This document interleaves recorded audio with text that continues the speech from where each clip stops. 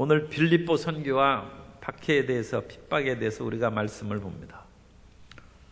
사도 바울이 이제 아시아에 속하는 터키의 드로아에서, 트로이 전쟁의 한 그 트로이하고 그렇게 멀리 떨어지지 않은 드로아라는 항구 도시에서 배를 타고 사모드라게라는 그런 그 지중해의 섬입니다. 섬의 중간 기점으로 거기에서 배가 머무름에 거기서 하룻밤 자고 그 이튿날 네아폴리로에 도착했습니다. 이제 그리스 지경, 마게도냐의 지경으로 이제 들어간 것입니다. 원래 그리스와 마케도냐는 서로 다른 곳인데, 알렉산더는 마케도니아 필립 2세의 아들입니다. 알렉산더가 온 지역을 통일했죠. 그래서 우리는 알렉산더를 이제 그리스의 그런 영웅이요 왕으로 생각하는데, 이제 마케도니아의 출신입니다. 어쨌든 네아폴리는 네아폴리스라는, 네아라는 것은 새롭다는 것이고, 폴리스는 우리가 아는 것처럼 도시입니다. 알렉산더의 아버지가 그 세운 도시여서 그런 새로운 도시, 그래서 알렉산더의 아버지 이름이 필립입니다. 빌립 2세니까 빌립보, 그래서 그 이름을 따서 빌립보라고 이름을 지은 것입니다. 이 거리가 상당한 거리인데, 고대 세계에서는 이제 바람을 잘 만나야죠. 그래서 이틀 만에 순식간에 빌립보에 거의 도착한 것 같습니다. 그런데 사도행전의 그 뒷부분에 보면 빌립보에서 거꾸로 드로아에 가는데 닷새나 걸렸어요. 하나님께서 이 드로아에서 환상을 보고 우리를 도우라 하며 그쪽으로 건너가서 아마 신속하게 이 일을 처리할 것이 있었던 것 같습니다. 그래서 그 모든 길이 순적하게 순풍에 돛을 단 듯이 잘 이루어져서 빌립보에 도착을 한 것입니다. 그런데 빌립보에 도착해 보니까 거기에서는 유대인들이 회당이 없어요. 유대인들이 회당을 건립하려면 유대인 남자, 성인 남자 10명 있어야 됩니다. 그래야 회당을 세워줄 수 있어요. 그런데 유대인 성인 남자 10명이 안 돼서 그런 회당을 건립 요건이 안 되면 기도처를 세웁니다. 그래서 우리 한국에서도 그런 기도처를 지교회식으로 그렇게 세워서 기도처에서 정식 교회는 아닙니다만 그런 예배를 드릴 수 있는 장소를 마련한 그런 교회들이 있습니다. 그런데 유대인들도 회당을 건립하지 못하면 그 사람들이 자기들끼리 모여서 기도하고 토라를 읽는 그런 기도처를 세웠어요. 그런데 그 기도처에는 몸을 정결하게 할 수 있는, 몸을 씻을 수 있어야죠. 그래서 강가에 냇가를 중심으로 그런 기도처를 세웁니다. 오늘날 우리 기도처 세우는 데는 뭐 그런 특별한 제약이 없죠. 오히려 성도님들이 교통 편하고 또는 월세가 좀 저렴하고 여러 가지 여건이 좋은 곳을 얻는데, 그 당시 이제 유대인들은 회당을 세우지 못하면 물이 있어야 돼. 그래서 강가에서 기도처를 마련했는데, 사도 바울 일행이 거기에서 며칠 다녀보니까 회당이 없는 것을 알고, 그러면 강가에 아마 기도처가 있을 것이다 해서 13절에 안식일에 우리가 기도할 것이 있을까요? 문 밖 강가에 나가 거기 앉아서 모인 여자들에게 말하는데, 그래서 강가를 찾았는데 거기에서는 그 몇몇 여인들이 모여서 그런 말씀을 읽고, 뭐 남자들도 뭐 몇 명 있었을지는 모르죠. 그런데 거기에서 유대인인 사도 바울과 실라와 그런 사람들이 오니까, 그리고 전번에도 한번 말씀드린 것처럼 빌립은 바울은 가말리엘 문화에서 공부를 했기 때문에 일종의 랍비 복장으로 옷을 하고 다녔을지 모릅니다. 그래서 바울에게 말씀을 증거할 것을 요청을 한 것입니다. 그래서 거기에 모인 사람들에게 하나님의 말씀을 이제 증거하고 가르치는 것입니다. 사도 바울은 구약에 있는 그런 말씀을 인용해서 가르치고, 그 구약의 말씀대로 이제 메시아인 예수님께서 오셨다는 것을 아마 증거했을 것입니다. 그 설교를 우리가 사도행전 앞부분에서 이제 설교 나온 것도 우리가 한번 살펴봤습니다. 그런데 그 말씀을 들을 때 중요한 것이 있어요. 성령께서 역사하셔야 된다. 그래서 사도 바울이 말씀을 증거할 때 성령께서 루디아라는 그 사람의 마음을 열어주셨다는 것입니다. 14절에 두아디라시에 있는 자색 옷감 장사로서 하나님을 섬기는 루디아라는 한 여자가 말을 듣고 있을 때 주께서 그 마음을 열어 바울의 말을 따르게 하신지라. 하나님이 역사하셔야 됩니다. 물론 사도 바울도 설교를 잘했겠습니다만 설교를 잘하고 못하는 것이 중요한 것이 아니라 더 중요한 것은 하나님이 역사하시는 것입니다. 고넬료의 집에서 베드로가 복음을 증거할 때 고넬료의 집에 베드로가 가서 크게 기뻐하지 않았어요. 나를 초청해 주니까 너무 기쁘고 감사하다. 그런 말 하지도 않았어요. 유대인은 우리가 너희와 상종하지 않는 것을 너희는 아는데 어찌하여 나를 불렀느냐. 오히려 약간 언짢은 듯한 말을 했어요. 우리는 이방인하고 상종하는데 어찌하여 나를 불렀느냐. 그렇게 하고 나서 하나님의 성령께서 이제 하나님께서 환상을 통해서 고넬료에게도 보내주시고 보여주시고 베드로에게도 보여주셔서 이곳에 온 것을 알게 되고, 그렇다면 예수 그리스도의 복음을 이 사람들에게 증거하라는 뜻인가 보다 해서 베드로가 증거할 때 베드로의 설교가 끝나기 전에 성령이 임하시는지라. 그죠? 설교보다 위대한 하나님의 역사가 나타났다. 그래서 우리 가운데 하나님의 성령께서 역사하시기를 항상 사모해야 됩니다. 하나님, 우리 가운데 바람같이 불같이 생수같이 운행하여 주옵소서. 오늘 이 자리에 성령께서 운행하고 계신 줄 믿습니다. 성령께서 운행하시지 않으면 우리의 모든 것은 형식적이고 종교적인 그런 의식에 불과한 것입니다. 그러나 우리는 종교의식을 행하려 이 자리에 모인 것이 아니라 살아계신 하나님을 만나기 위해서 모인 것입니다. 성령의 운행하심을 체험하기 위해서 모인 것입니다. 그러므로 항상 보이지 않는 성령께서 우리 가운데 운행하신 것을 우리가 경외함으로 기다리고 앙망해야 되는 것이죠. 그래서 하나님 성령께서 루디아의 마음을 열어주셨어요. 아마 이 루디아를 만나고 하는 그 모든 과정 때문에 닷새 걸리면 이 기회를 놓칠 수도 있죠. 그래서 한 이틀 만에 빨리 한 2, 3일을 시간을 단축해가지고 올 수 있게 해줘. 그래서 루디아인데, 이 루디아는 두아디라에서 그 시에 있는 자색 옷감 장사라고 했어요. 이 두아디라는 원래 루디아 왕국에 있는 도시 이름입니다. 고대 루디아라는 왕국이 있었어요. 그러니까 이 루디아라는 그 이름이 사람 이름일 수도 있고 아니면 그 루디아에서 온 출신의 여자다, 그렇게 불렀을 수 있어요. 우리가 막달라 마리아 할 때 막달라는 이름이 아니라 갈릴리에 있는 지명 이름입니다. 그런데 그 당시에는 마리아라는 이름이 너무 흔해요. 예수님 어머니도 마리아고 온갖 마리아가 다 있어요. 그러니까 이 사람은 막달라에서 온 마리아 해서 막달라 마리아라고 부른 것입니다. 우리가 저 함흥에서 온 어떤 분이 있으면 그 사람 이름도 잘 안 부르고, 고대 옛날에는 여자가 이름도 별 없어요. 이름 불러야 그냥 별로 좋지도 않아. 막순이니 끝순이니 하니까 그거 크게 덕도 안 돼. 그러니까 그냥 함흥댁 그렇게 부르는 거야. 그러니까 루디아가 그런 이름일 수도 있다. 어쨌든 간에 루디아는 그 지역에서 상당히 유력한 사람이었어요. 왜 유력했느냐? 자색 옷감 장사했다는 것입니다.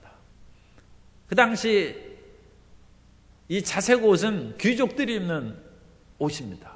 우리로 하면 그냥 아주 결이 좋은 비단을 파는 것이죠. 내가 어렸을 때도 그 5.1장이 열리면 시골에서 이렇게 가보면 이 장사하는 분들이 쭉 앉아있죠. 그 얼굴이 시커멓고 그냥 별로 크게 그렇게 밝고 깨끗하고 달덩이 같은 그런 장사하는 그런 어머니 아주머니들이 없어요. 그런데 한 군데 얼굴이 달덩이처럼 환하게 빛난 분이 내가 기억나는데 포목점 주인이에요. 그러니까 이 비단 장사 그 아주머니는 얼굴이 달덩이 같고 기름이 차르르 흘러요. 그래가지고 살이 통통하게 이렇게 찌는 그런 인상이 남아요. 옛날에는 살이 통통이 찌고 배가 나와야 사장입니다. 오늘날에는 배 나오고 비만 하면 건강 안 좋다고 그러는데 내 어릴 때만 해도 한 50년 전만 해도 살이 나오고 얼굴이 그 기름이 차르르 하고 달덩이 같아야 부자예요. 그러니까 우리 옛날에도 그런 포목점 비단 장사가 부유했는데 이 자색 옷감 장사는 더군다나 귀족이 입는 그런 색깔의 옷을 하니까 상당히 여유 있고 오늘날에도 돈이 있으면 그런 힘도 있죠. 그러니까 이 고대 세계에서 상당히 유력한 그런 여인으로 루디아가 있었는데 하나님께서 이 루디아의 마음을 열어주셔서 바울의 말을 듣고 바울의 사역을 돕겠다는 마음을 넣어주셨어요. 사실 개척교회 하는 분들이 항상 기도하고 소원하는 것은 그런 분 하나 붙여주십시오 하는 건데 개척교회 그런 주의종들 뜻대로 되는 것이 아니에요. 그런데 사도 바울은 그런 기도하지 않았겠죠. 그런데 이 루디아의 마음을 열어주셔서 은혜 받은 후에 금방 이 루디아가 15절에 보면 그와 그 집이 다 침례를 받고 얼마나 이 강한 그런 믿음의 확신을 얻었겠습니까? 우리에게 청하여 이르되 만일 나를 주 믿는 자로 알거든. 예수님을 처음 믿었는데 이 강력한 믿음이 생겨서 내 집에 들어와 유하라 하고 강권하여 머물게 하니라. 이 강권하다는 것은 억지라는 그런 뉘앙스가 강한 단어입니다. 그래서 사도 바울이나 그 일행들이 우리 사람도 선교 그런 일행도 여러 명이고 여기에서 이제 누가까지 합하면 최소한 3명입니다. 그런데 그런 성인 남자 3분을 집에서 그렇게 모셔서 숙식하게 하기 쉬운 일이 아닙니다. 그러니까 이 집이 상당히 방도 여러 개 있고 생활에 여유가 있는 그런 집이죠. 그리고 조금이나마 체면 차리고 이를 뒤로 물러서지 못하도록 강권하여 거의 억지로 이 바울 일행을 집에 모셔가지고 공개하고 대접했다. 하나님께서는 사르밧 과부처럼 돈 한 푼 없고 그냥 먹고 죽으려고 하는데도 또 엘리야 보내가지고 살게 하시고 루디아처럼 이와 같이 돈 많은 사람을 또 사용하시기도 하고 하나님은 자유자십니다. 하나님은 돈 없는 사르밧 과부를 통해서도 엘리야가 가뭄이 끝날 때까지 굶주리지 않도록 기적을 베풀어 주시고 루디아는 하나님께서 이 기적을 안 베풀어 주셔도 원래 돈이 많아요. 그러니까 걱정할 거 하나도 없어요. 그런데 이 루디아의 신앙이 끝까지 지속됐다는 그것이 중요합니다.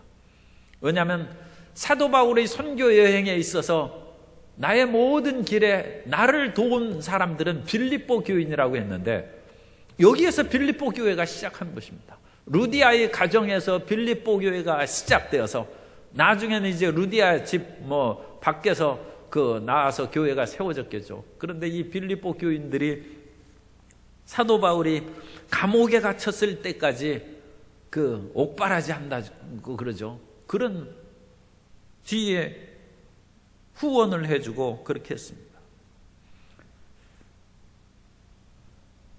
빌립보서 4장 16절, 15절, 빌립보서 4장 15절 이하에 보면 빌립보 사람들아 너희도 알거니와 복음의 시초에 내가 마게도냐를 떠날 때 주고받는 내 일에 참여한 교회가 너희 외에는 아무도 없었느니라.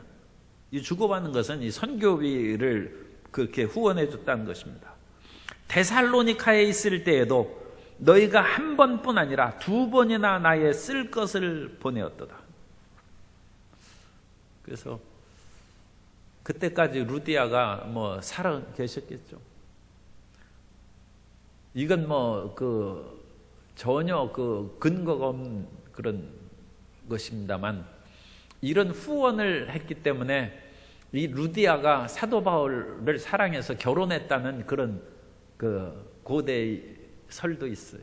그런데 그건 근거가 없어가지고 그냥 누가 만들어낸 얘기입니다. 그러나 그런 루머가 또 한창 교계에서 그러니까 옛날 초대교회 교계에서 그런 얘기도 있었어요. 그러나 루디아는 진심으로 예수님을 믿고 진심으로 그리스도 예수의 복음을 증거하는 사도 바울을 후원하고 끝까지 그를 돌보아 주었다는 것을, 물질적이나 여러 가지 기도를 통하여 후원했다는 것을 우리가 확인해 줄 수 있는 그런 고대 세계의 이야기라, 그렇게 생각할 수 있습니다. 그래서 사도 바울이 그리스 지역에 갔으니까 거기는 연고가 없죠. 그런데 이 그리스 지역에서 하나님께서 루디아의 마음을 열어주심으로 그것을 하나의 선교의 중요한 본부로 세우고 거기에서 복음을 증거하고 활동을 시작할 수 있게 해 주셨다는 것입니다. 그러나 하나님을 신뢰해야 됩니다. 하나님께서는 루디아라는 준비된 하나님의 헌신자를 거기에서 마련해 놓으셨다. 우리가 주님의 일을 행하면, 주님의 뜻대로만 나아가면 하나님께서 그 일에 도움을 주고 일을 성취할 수 있는 준비된 사람을 붙여 주십니다. 근데 따라서 하세요.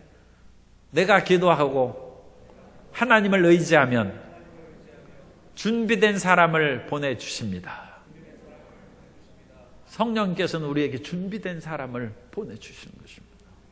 그러므로 하나님께 절대 순종하고 주님의 길에 들어서는 그것을, 아니 하나님, 내가 아는 사람도 없고 돈도 없고 그런데 어찌 그리스에 갑니까? 어찌 마케도냐를 가겠습니까? 그러면 아무도 일도 못하는 것이죠.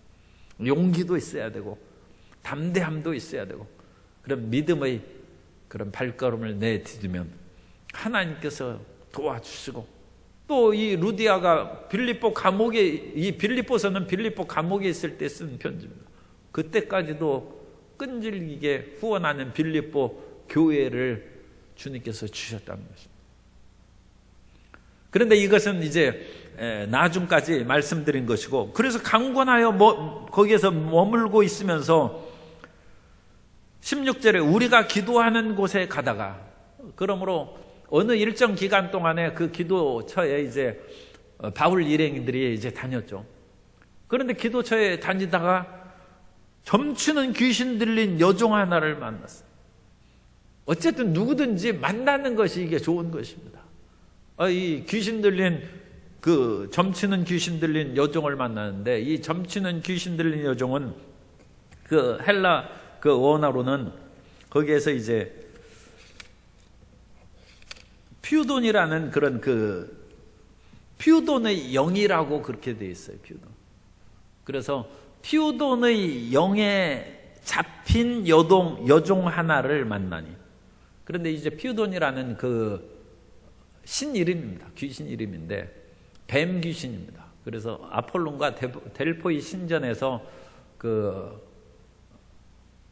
있는 거기에서 그 수호를 지키는 뱀신인데, 이 뱀신이 가끔 그 사람들에게 임하면 그 뱀신의 영에게, 귀신에게 사로잡힌 사람들에게 점치는 능력이 생긴대. 투시력이 생겨서 그 사람이 어떤 것을 하고 있다는 것을 빤히 보이는 거예요.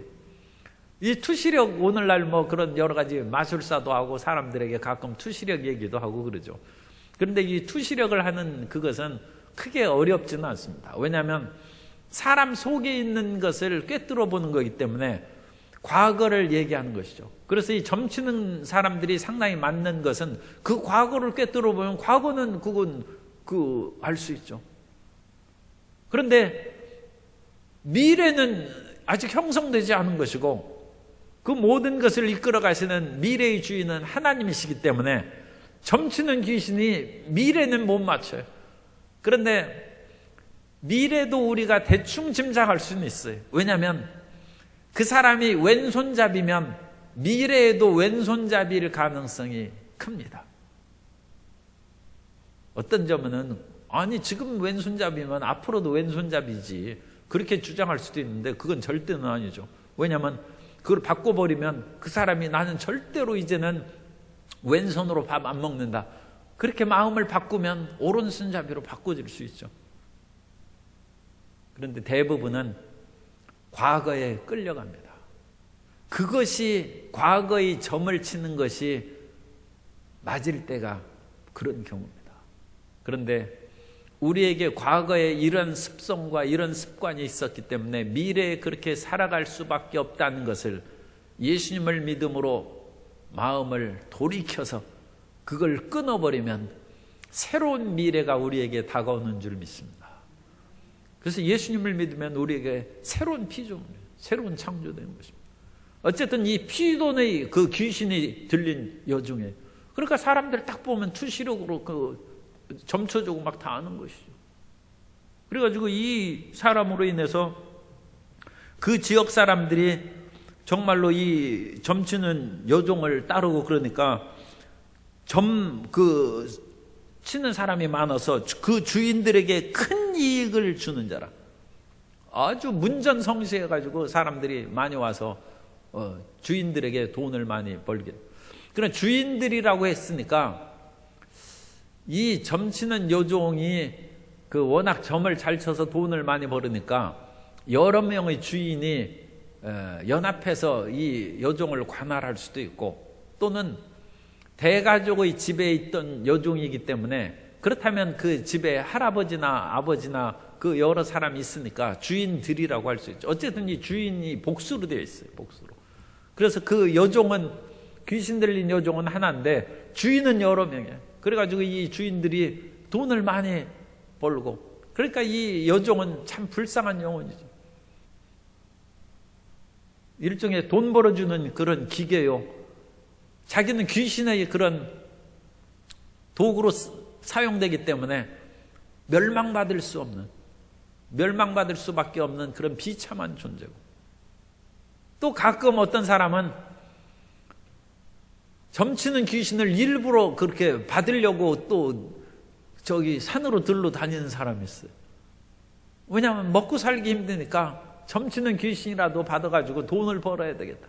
그러면 그것은 영혼은 불행하지만 자기가 점쳐서 그 돈 자기가 쓰니까 뭐 그건 또 자기가 쓰는 거니까 그야말로 불쌍하긴 하지만 조금이나마 자기에게 유익이 있는 것이죠. 그런데 이 여종은 뭐 돈 벌어야 주인들이 다 가져가고 그 영혼은 피우돈이라는 뱀 귀신에게 붙들려 가지고 그렇게 고통을 당하고 이 귀신이 점을 치게 해주면서 상당한 귀신은 도둑이 오는 것은 죽이고 도둑질하고 죽이고 멸망시키는 것이라는 것처럼 귀신은 점해가지고 돈 벌게 해주면서 그 영혼을 갉아먹습니다. 그러니까 마음의 고통과 어떤 사람은 육체의 아픔도 굉장한. 그래서 이 점치거나 그런 사람들이 상당히 무당이나 고통이 많습니다. 그러니까 이 여종은 심신의 고통을 당하고 그 대가로 돈 버는 것은 주인들이 가져가고 얼마나 비참하고 처참한 영혼입니까? 그런데 이 여종이 바울 일행을 보고 당신들은 정말로 하나님께서 온 거룩한 종입니다. 귀신 들린 사람이 예수님을 보고 예수님은 하나님의 거룩한 이라고 그와 같이 고백한 것처럼 귀신도 또 그와 같은 영광의 빛이 그 영혼에 비치겠죠. 그것을 보고 아는 것이죠. 육체로 보는 것이 아니라 영으로 보는 거니까. 그래가지고 이 점치는 여종이 바울 일행을 따라다니면서 자꾸 소리를 하고 그러니까 사도 바울이 그야말로 심령이 괴롭고 또 어느 면으로는 분개하는 것이죠. 어찌하여 저 불쌍한 사람을 그 뱀 귀신이 도둑질하고 죽이고 멸망시키는 거예요. 그 사람에게 돈을 벌게 해가지고 그 주인들이 그와 같이 노예로 그야말로 착취하고 그걸 괴롭히니까 그게 분노했어요. 그런데 이 점치는 요종이 그것을 하는 것은 하나님의 복음을 증거하는 사람을 자기가 인정함으로써 자기는 그야말로 하나님께서도 인정하시는 그런 점치는 요종이고, 또 어느 면으로는 복음의 그런 탁월함보다 나의 점치는 능력이 더 낫다는 그것을 드러내려는 이 귀신의 그런 개교죠. 그래서 이 점치는 사람이 예전에 그런 그 얘기도 있지 않습니까? 당신은 교회 가야 사니까 나한테 점치러 이제 오지 말고 교회 가라고. 그럼으로써 은연중에 자기는 진짜 무엇인가 점을 치고 예언을 해주는 사람인 것처럼 드러내는 그런 점쟁이들이 얘기가 있지 않습니까? 그러니까 그것으로 인하여 점도 필요한가 보다 하고 사람을 헷갈리게 만듭니다. 그러나 그것은 다 마귀 개교고 그건 거짓된 것입니다. 그래서 진짜와 거짓을 섞어버립니다. 우리 한국교회에서 그건 다른 동네 얘기입니다만 교회 다니면서 점치는 사람들이 상당수 있다는 그런 그 얘기가 있어요. 그러니까 이 사람들이 지금 이런 그 점치는 여종의 그런 얘기에 마음을 뺏겨가지고 일종의 혼합 종교의 체제로 그렇게 교회를 다니는 거예요. 그것은 큰 잘못입니다. 그러니까 이 여종이 이런 식으로 얘기하면 점도 치러 가고 그 여종이 한 말을 듣고 이 당시 이제 교회 나갔으면 교회도 나오고 두 가지 하는 거예요. 그게 믿음이 되겠습니까? 그래서 사도 바울이 안 되겠구나. 이런 거짓된 것을 얘기하는 귀신을 쫓아내야 된다. 그래서 그 귀신을 쫓아냈어요. 그래가지고 피우돈이라는 뱀 귀신이 나갔어요. 그런데 이 귀신이 나가자 이제 점을 못 쳐. 그러니까 이 주인들이 수입원이 끊어졌어요. 그러자 이 주인들이 분노해가지고 바울 일행을 붙잡아다가 고발했어요. 귀신 쫓아냈다고 고발해야 이게 법적으로 그게 문제가 해결되기 어렵죠. 그렇기 때문에 그 고발 내용은 21절입니다. 로마 사람인 우리가 받지도 못하고 행하지도 못할 풍속을 전한다 하거든. 그러니까 예수님을 증거하는 것을 이렇게 빗대합니다. 로마 사람들은 로마 국가에서 공식적으로 인정한 종교 외에는 믿어서는 안 됩니다. 그러므로 아직 예수 믿는 것은 공식 종교가 아니죠. 또 예수님이 죽으셨다 부활했다는 그런 것을 얘기한다는 것은 일반 사람들이 보기에는 그건 참 믿기가 어려운 것이죠. 그러니까 우리가 받지도 못하고 행하지도 못할 풍속을 전한다는 그 죄목. 그래서 미풍양속을 저해해버리고 허탄한 잘못된 것을 전한다 하는 그런 식으로 얘기할 수 있어요. 이 사람들은 정의와 진리에 대해서 가끔 이런 식으로 거짓된 것으로 뒤집어 씌우는 경향이 있어요.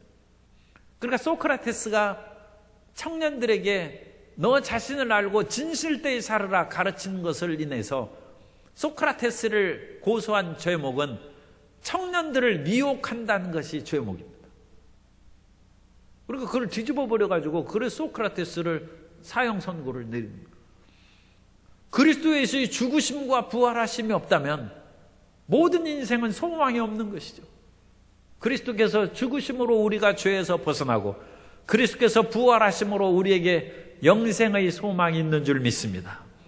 그런데 이것을 받지도 못하고 행하지도 못할 풍속을 전한다는 것으로 뒤집어 버려가지고 로마 사람인 우리가 하면서 강조하니까 사도 바울이도 로마 시민권이 있는데 그런 거 물어보지도 않았어요. 그러면서 자기들만 로마 시민권이 있고 그럼으로써 이 유대인들은 잘못된 것이다. 이런 민족적 감정으로 사람들의 마음을 부추기는 그런 일들이 가끔 있죠. 우리 멀지 않은 나라에도 그런 혐한 그것을 부추겨가지고 그런 한국을 미워하게 하고 그것으로 인하여 자기 정권에 어떤 유익을 끼치려는 그런 어떤 나라 사람도 있어요. 그런 것처럼 고대 세계에서는 다른 인종을 어려울 때는 그 사람에게 뒤집어 씌우는 거예요. 코로나19 나왔을 때도 동양인들 때문에 코로나19 걸린다. 그걸 뒤집어 씌워가지고 한국인은 저기 그 유명한 음악학교에서 출석하지 말라는 거예요. 그거 가라고 그랬어요. 그런데 그 나라가 지금 엄청난 그런 전염병이 걸리니까 이제 그런 얘기는 쏙 들어갔겠죠. 자기들이 어떤 것을 민족적 감정으로 그와 같이 부추겨서 자기들을 살고 자기들은 올바르게 지금 행하고 있다고 변명하는 그런 일들이 옛날이나 오늘날까지 그것이 있습니다. 그런데 그것을 들으면 사도 바울을 이렇게 불러다가 자초지종을 물어보고 올바르게 그것을 확인을 해야 될 거 아닙니까? 그런데 그 지역에서 빌립보 사람이죠. 여긴 시민이죠. 더군다나 이 사람은 돈도 많이 귀신 들린 점치는 여종으로 인하여 돈도 많이 있었기 때문에 아마 이 지역사회의 그런 관리들하고 안면도 있고 유대 관계도 있을지 모르죠. 그러니까 여기에서 나오는 상관은 치안판사에 해당하는 사람입니다.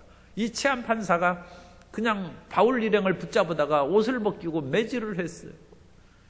이런 억울할 때가 어디 있습니까? 그래가지고 또 착고에 씌워가지고 착고는 발을 넣어가지고 얘를 잠궈버리는 거예요. 그러니까 마음대로 이제 움직이고 걸어다니지도 못해. 그래가지고 지하 감옥에 밀어넣었어요. 이 다음 이제 놀라운 역사가 이루어지는데 오늘은 24절까지 그 말씀이죠. 그런데 우리가 이제 여기서 생각해야 돼요. 사도 바울이 귀신을 쫓아내서 영혼을 구했어요. 그리고 하나님의 일을 지금 수행하고 있어요. 그런데 다가온 것은 매맞고 감옥에 갇힌 거예요. 가끔 하나님을 위해서 선을 행할 때 우리에게 오히려 안 좋은 일이 다가올 수도 있다는 것입니다. 그때 많은 사람들이 낙심하고 나는 이제 전도 안 해. 나 이제 선한 일을 하지 않을 거야. 그런 식으로 하는 사람들이 가끔 있는데 그건 잘못 생각하는 거예요. 왜냐하면 지금 사도 바울이 매맞고 감옥에 갇힌 것은 최후의 끝입니까? 지금 지나가는 과정입니까? 그걸 생각하셔야 돼요. 이것이 결론이라면 우리는 사도 바울처럼 살 수 없죠. 이런 식으로 결론이 지면 어떡하겠어요? 인생의 결론이 이렇게 해서 비참하게 끝나면 어떻게 되겠어요? 그런데 이것은 중간 보고고 지나가는 과정이에요. 우리가 하나님을 일을 행할 때 중간적인 과정에 있어서는 어렵고 힘든 일이 이 사도 바울처럼 다가올 수 있다는 것입니다.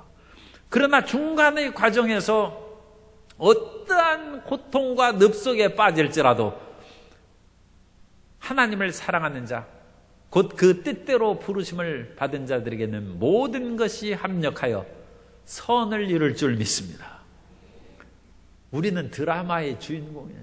우리에게 어떤 어려움이 있어도 우리가 고통당하면 당할수록 나중에 극적인 반전이 일어나서 더 높이 되고 더 빛나는 놀라운 역사로 나타나게 될 줄로 믿습니다. 그러니까 중간 지나가면서 나는 이제 포기해버린다. 그처럼 잘못된 생각이 어디 있고 완전 마귀에게 그것은 속아 넘어가는 것이죠. 중간 보고에 낙심한 사람이 한 사람도 없게 되기를 바랍니다.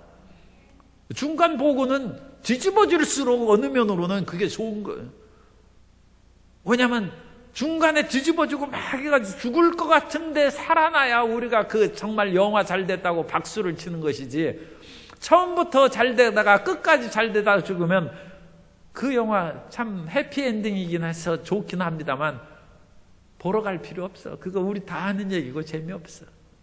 그런데 중간에 어찌나 죽을 고생을 하고 병들고 사번 망하고 이제 끝났다 생각했는데 그렇죠. 그게 뒤집어지는 거예요. 그리고 그 뒤집어지게 하는 그 과정을 얼마나 정말로 정교하게 만들었는지 사람들이 보면 감탄하는 것이죠. 우리는 하나님의 역사에서 성령의 인도함을 따라서 정교하게 우리 삶을 회복하는 하나님의 일꾼들입니다.